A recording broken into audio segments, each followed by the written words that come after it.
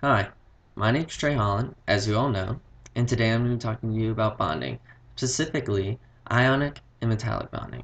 So let's get started. First, the basics. What is a bond? A bond is the net attractive force between atoms.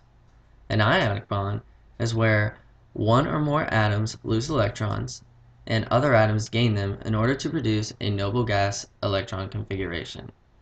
A metallic bond is where metal atoms donate their electrons to an electron sea, delocalized over the entire crystal lattice. Ionic bonds. Ionic bonds typically consist of alkali metals and halogens. The metal donates one or more electrons, forming a positively charged ion or cation with a stable electron configuration. These electrons then enter the nonmetal, causing it to form a negatively charged ion or anion, which also has a stable electron configuration. The electrostatic attraction between the oppositely charged ions causes them to come together and form a bond. For example, common table salt is sodium chloride.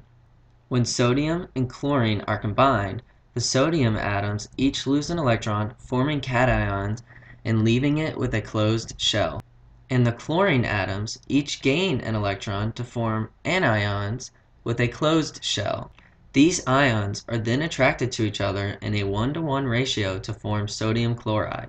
Same goes for both of the examples below, where magnesium donates both of its electrons to the oxygen atom, and calcium, where it donates one of each of its electrons to the chlorine atoms.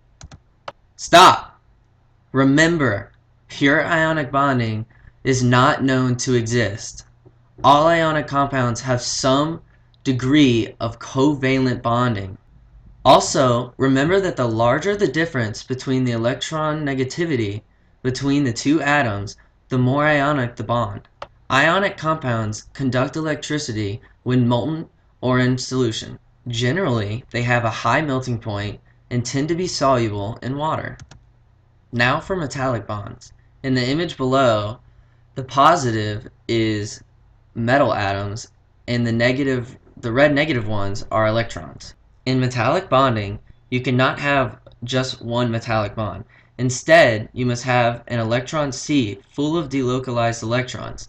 The sea is formed, which is several shared bonds between the metals, as you can see in the picture on the right.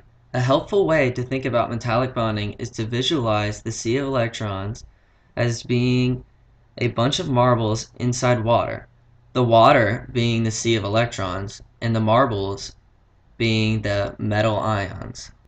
Now we're going to go further into metallic bonding with alloys. Now I know what all you AP students are thinking. What is an alloy? An alloy is a material where multiple metals are mixed together. Some examples of this are sterling silver, which is Ag and Cu, bronze, which is Cu and Sn, and cast iron, which is Fe and carbon. Specifically, there are two types of alloys, the first one being substitutional alloys.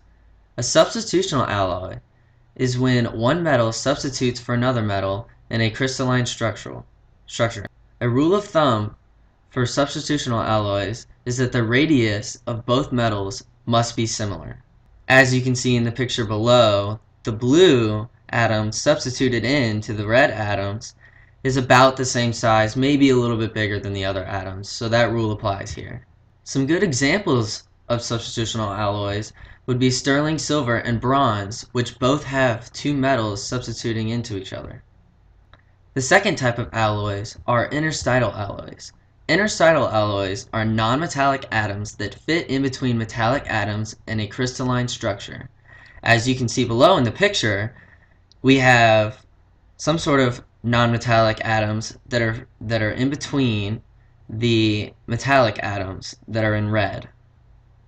A good example of an interstitial alloy would be cast iron, which is made up of iron and carbon.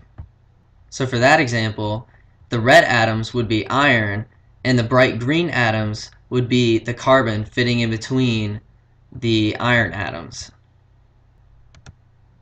Thank you for your time, and I hope I refreshed your minds on bonding today. Now you can give your undivided attention to the next person's video. Thank you.